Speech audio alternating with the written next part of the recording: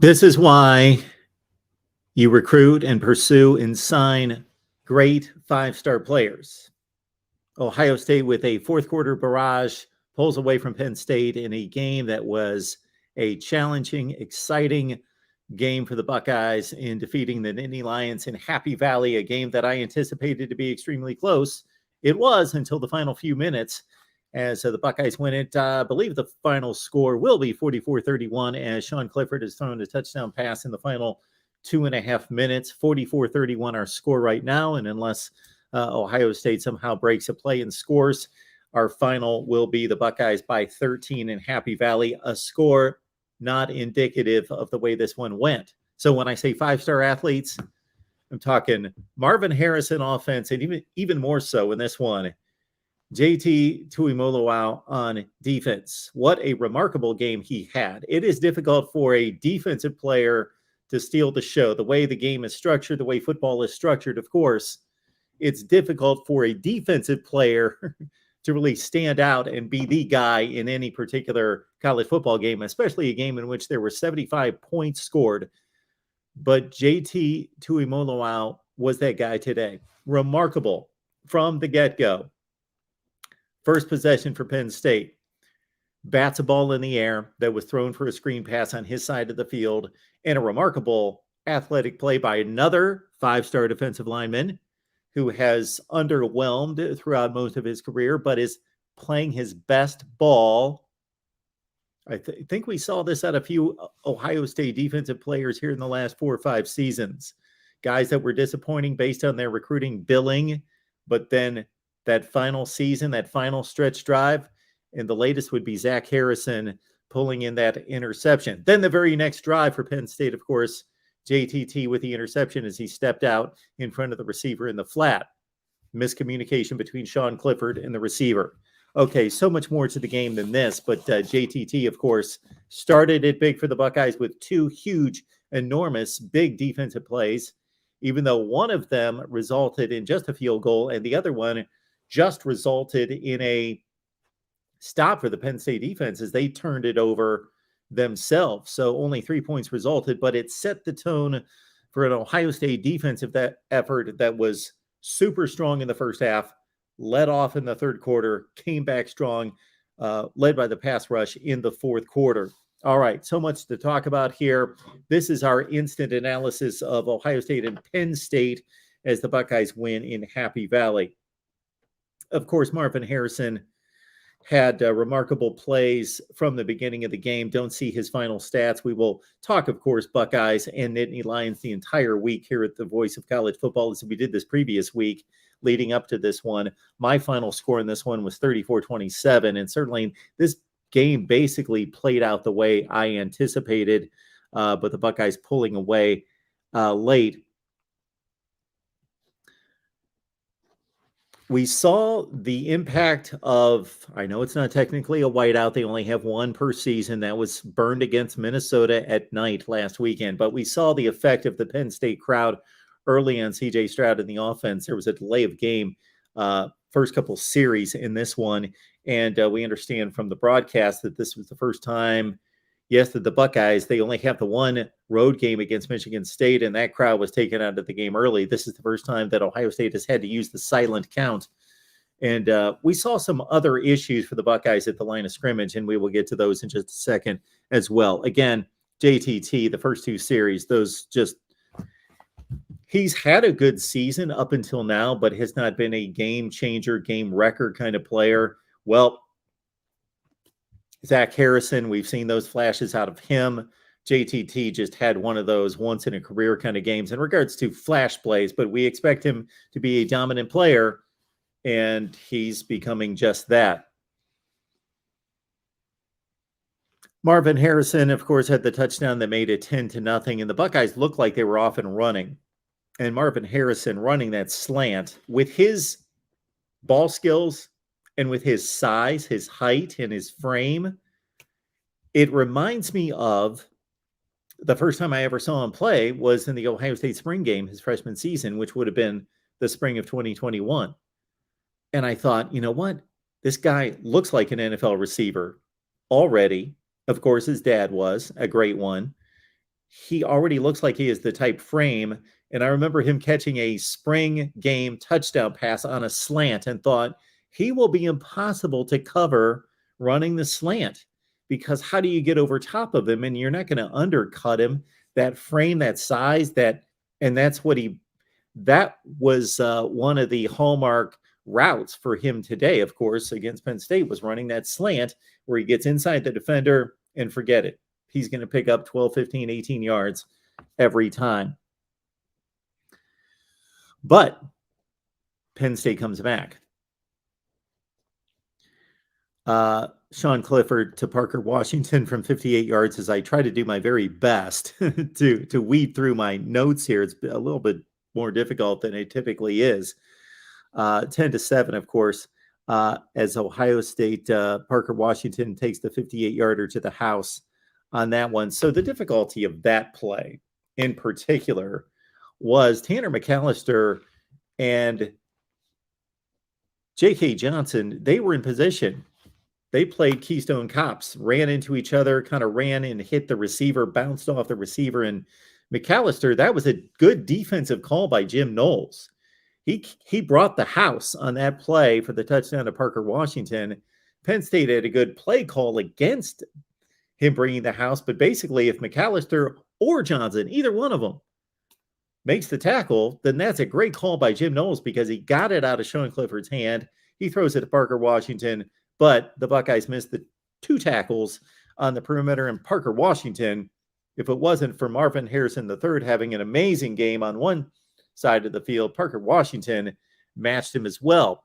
A lot of questions coming in during the season about Penn State's ability to replace some of the great receivers they've had from the past, but I've always thought that this wide receiver core, led by Parker Washington, and of course we saw the transfer of Mitchell Tinsley make some big plays as well, that this is a tremendous wide receiver core, in Washington leading the day. All right, let's swing back to the Ohio State offense, because a few issues here, and they progressed through the game, and many of them go back to the Iowa game. So we talked about the issues at the line of scrimmage with the silent snap. We saw late in the game when Ohio State needed to bleed the clock for as many starts as C.J. Stroud now has. And some people will make the excuse for him that he's just a sophomore. It's only his second starting season, but we're looking at 13 starts last year. We're looking at 21 career starts, 20 or 21 career starts out of C.J. Stroud. I think he missed one against Akron last year. He's still not aware of the play clock. And so that caused an issue a number of times for Ohio State, but the offense was so prolific in the fourth quarter that covered up CJ's issues. So Ryan Day, I'm sure that's going to be a point of emphasis with CJ Stroud, is play clock awareness in situations where he let it run out a few times. Now, that might have been the sideline's fault once or twice, one time in particular that I can remember, but other times it was CJ's fault. And then also not running the play clock down far enough when we thought that this might be a one-score, Ohio State needs to bleed the clock, run the 4-minute offense at the end type of game. But, of course, the defense changed all that, and the big plays broke it open late. All right, other issue for the Buckeyes on offense, and I know that I'm speaking about beating a really good football team on the road by double digits, so we'll talk more positive than negative here on the Ohio State side. This, of course, the voice of college football. We cover both teams, and keep in mind that we've got Ohio State postgame going on the Ohio State channel right now. So get on over there after we're done, or you can always watch this later. And then on the main channel right here at the Voice of College Football, well, Penn State postgame with our boys Tim and Marty from Black Shoe Diaries. So check that out. They're coming up at 4:15 Eastern time. All right, run blocking for the Buckeyes. Not good. Mostly from the guard position. Matt Jones missed a bunch of blocks. He missed some critical blocks. There was a play in particular where Devon Ellis on a key 3rd and short play in the first half blew it up for Penn State, and it was Matt Jones. A couple times he missed. He whiffed on the block. He didn't get in position, and somebody cut the gap, and Matt Jones didn't get over there. Other times he was overwhelmed. He was outmatched physically on those plays. So same issues we saw in the Ohio State running game against key opponents last season, we're seeing now crop up against Iowa and against Penn State. Sean Clifford went back-to-back to open receivers. Sean Clifford had quite a day. I don't care what the stats say about this guy. I don't care the late picks, whatever. The game was out of hand. He had to throw it all over the place. I go back to Brett Favre losing a playoff game in 1995 against the, no, it was a little bit later than that, against the St. Louis Rams when he was hopelessly behind. He's like, I'm trying to win the game. So I threw 6 picks. That's the only way it was going to happen for us to come back. Same thing with Sean Clifford. Forget the stats. The guy's a really good quarterback.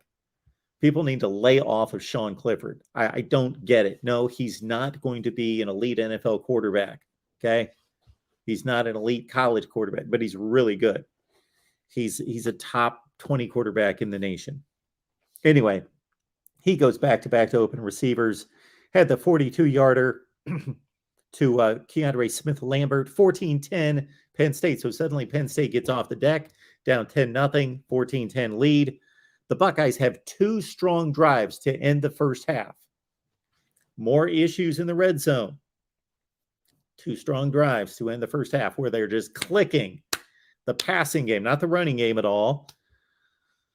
Run issues for the Buckeyes, but the passing game is clicking. Well, the first drive bogs down in the red zone. They kick a field goal, 14-13. Noah Ruggles becoming automatic. And then the second drive, of course, the ill-fated play at the end of the first half for the Buckeyes where C.J. Stroud held the ball too long, looking to his left, has to have the clock going off in his head. 6 seconds for that play. And you can't leave points on the field at the end of the half when you've got the ball inside the 10-yard line. You can't do that. So Ryan Day trusting his offensive system, trusting Stroud, maybe too much. Well, obviously too much. And Ohio State leaves 3 points on the field. So we've got a 14-13 game at the half. Johnny Dixon with the sack of C.J. Stroud. Okay, let's get to the second half analysis. Sean Clifford, sharp. Receivers go to the end zone, but then the red zone. And then I didn't get this. Penn State's got a 4th and 2. Penn State's got a 4th and 2 play. Okay, they're at the Ohio State 19. They run a sweep. Just an odd play call. It looked like the Packers sweep from, the late 60s. Tyreek Williams with a tremendous tackle for loss on Nick Singleton. That denied Penn State.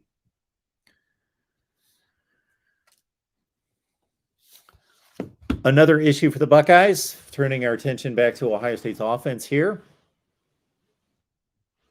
Wide receiver blocking on the edge. All those screen passes, especially in the first half. They had a couple that gained decent yardage in the second half, but most of them unsuccessful. So either they need to scrap that or they need better coaching of their wide receivers, and especially Cade Stover whiffed a few times, or he was just late. Cade Stover was late. He didn't help in the run blocking on the perimeter. Now, late in the game on the Travion Henderson burst to the end zone, that was key. Cade Stover was a stud. He blew out 2 guys, sealed it, opened the lane. That was a beautiful block. But on the perimeter, Cade Stover, way too late a bunch of times. Other receivers, Emeka Ibuka in particular, a number of times late. So that was maybe the Buckeyes overestimating their pass receiver blocking on the outside, and also underestimating maybe the best secondary in the country in Penn State. Those guys crashed down on that play over and over and over and over, Jair Brown in particular. All right. We're so we're into the second half. Ohio State, there's 40 seconds left in the third quarter. So we're nearing the end of the third quarter. Ohio State's got a 3rd and 6. And they're clearly in field goal range. They got a 3rd and 6. They run Travion Henderson up the gut for 4 yards. Now, of course, he could have broken it, but what are the percentages that Travion Henderson on an inside running play is going to get more than 6 yards on 3rd and 6 against the Penn State defense? I'm guessing it's about a 15 to 20% success rate. So you're setting yourself up because Noah Ruggles is good. They don't need yardage for a field goal. Ruggles is going to make the kick. The kick's a 35-yarder. So your goal is to get the first down, to keep the drive going, to score a touchdown. It's a 16-14 game at this point. Actually, it's 14-13 Penn State at this point. And they run it for 4. Then they kick the field goal on 4th and 2. I rarely, you guys who watch me on a regular basis, rarely go after the play calling. I think that is one of the most overrated criticisms by fans, media, is criticizing play calling. Because, of course, if it doesn't work, you can criticize it. I only do it when I think more from a game management, field position, time management situation, it doesn't work. There it didn't work. Doesn't make sense. It could have worked. Henderson could have ran for a touchdown, but that's just a bad play call. It's a bad determination run pass there. So the Buckeyes kick the field goal at 16-14. All right, JTT shows up big with another sack. But on this particular drive, of course, that was the J.K. Johnson PI on Penn State. And so it extends the Penn State drive after JTT gets the sack. Looked like it thwarted the drive, and Penn State gets rolling here. Then you had that odd 4th and 1 sequence where Jake Pinniger misses the field goal, but they had the false start, which stopped the play. And so Penn State goes back to a 4th and 6, and he misses the field goal again. But Ohio State's had that illegal formation. They were over the center, even though they weren't over the center. Thought that was a nitpicky call by the officials. They weren't. They shifted. They were over the center. What about the good old days when you could just smash the center upside the head and rush the kick? Anyway, then it brought it back to a 4th and 1. And then, of course, Penn State scores from there. The Mitchell Tinsley play where he catches the pass from Sean Clifford. Clifford does a remarkable job again of avoiding the rush, throwing into tight coverage and through a bunch of arms. He did that a bunch of times where he would roll. And Ohio State had guys in his face. They had long arms, and he weaved it through a bunch of guys. Maybe ill-advised a few times, throwing the ball across his body to the middle of the field, although they had one play at which they had that Z route where it was designed for Clifford to roll right, throw it back. But on this one, he hits Mitchell Tinsley. Of course, the fumble, the Buckeyes had the opportunity to get it there at the goal line. Penn State recovers. Brenton Strange, they get the touchdown on the next play. No, that's right. They actually, this is a key sequence here. Just want to point out Tommy Eichenberg, who's had a remarkable season. However, after the fumble recovery by Penn State at the goal line, they get to run a few more plays. They're backed up. There's a 4th and goal, and Eichenberg had Katron Allen dead to rights, and he just didn't whiff. He just slid right off of him, going for the tackle in the backfield. Would have been a big stop for Ohio State. Penn State scores to make it 21-16 right there. Failed to mention earlier, of course, Mayan Williams left the game on that run to the sideline in which he did something to his arm or his wrist or something. Obviously, he's had knee issues. I don't think it was a knee, though, the way he left the field. Not necessarily, pretty much on his own power, and never came back. So Mayan Williams departed in the second quarter, and Travion Henderson, of course, had to shoulder the load, which didn't look too effective for a long, long time until late in the ball game. Buckeyes come back after being down 21-16. There was a drive in which, bam, 3 plays it went. Marvin Harrison, Abuka, and then, bam, Travion Henderson takes us to the house 23-21. And the Buckeyes, for as poorly as they played at times, they show you why they could win the national championship. They've got that much explosive firepower on offense. And then JTT goes to work again. One of the most viewed live streams I've ever done here at the Voice of College Football was when JTT was going to make his announcement. Couldn't believe it. number one player in the country, yes, but still a recruitment, a announcement. And we had like 1,200 people online. And here we are. All that anxiety out of various fan bases from Oregon and Washington and Alabama and Ohio State.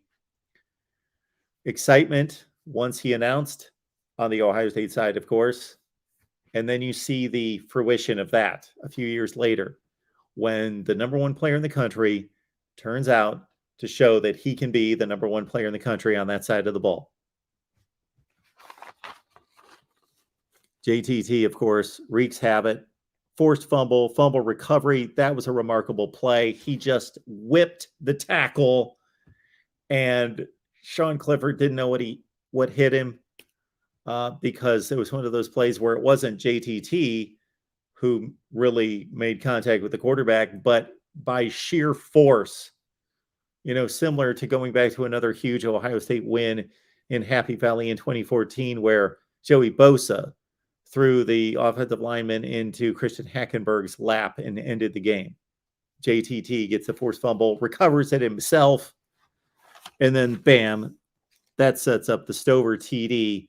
And Penn State defensively on that play, I was not impressed.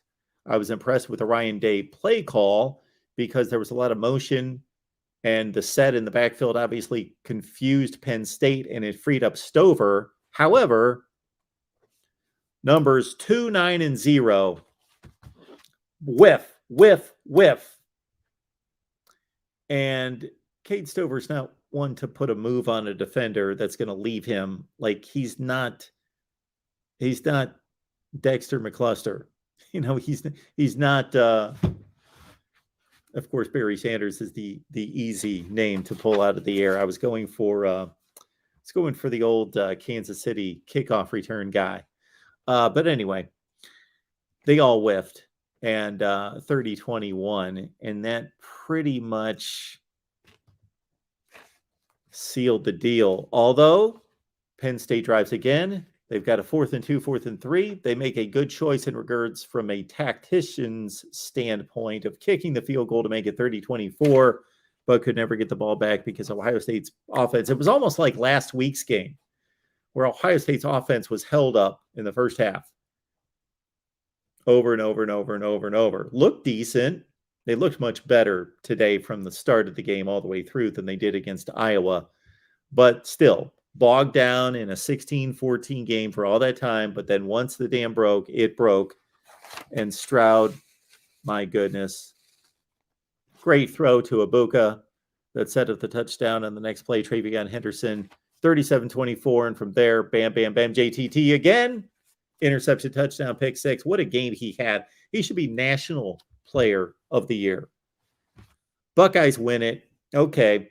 Now we get to an interesting comparison between Ohio State and Michigan, because now we've come to a point in the schedule as we enter November where Ohio State has now played Michigan State, Iowa, and Penn State. After today, Michigan would have played Michigan State, Iowa, and Penn State. We will slice that up this week and look at how those two teams have fared against three common opponents. And I know some people are going to jump on me when I make this statement. I'm going to say to a certain extent, quality opponents. I know Michigan State's not a good team, and I know Iowa's offense is deplorable.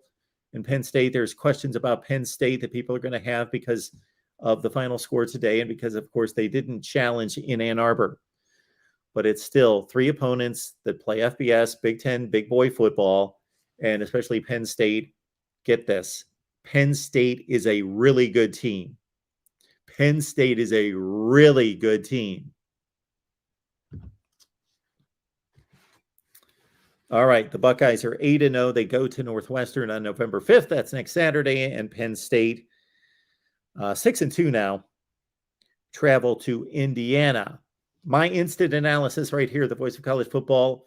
I know we typically go live and take your calls and comments and questions, but the reason we do this live for the instant analysis takes way too long to record, download to the laptop. upload. So we just go live, we knock it out, and it's right here for you. Again, Ohio State analysis post game is going on live right now with our guy Buckeye Bob over on the Ohio State channel. And then keep it right here at 4:15 Eastern. You've got Tim and Marty with Penn State analysis and post game right here at the Voice of College Football. We will be back with more analysis of the day in college football right here at the Voice of College Football. And of course, the call-in show, 11:30 Eastern tonight. See you then.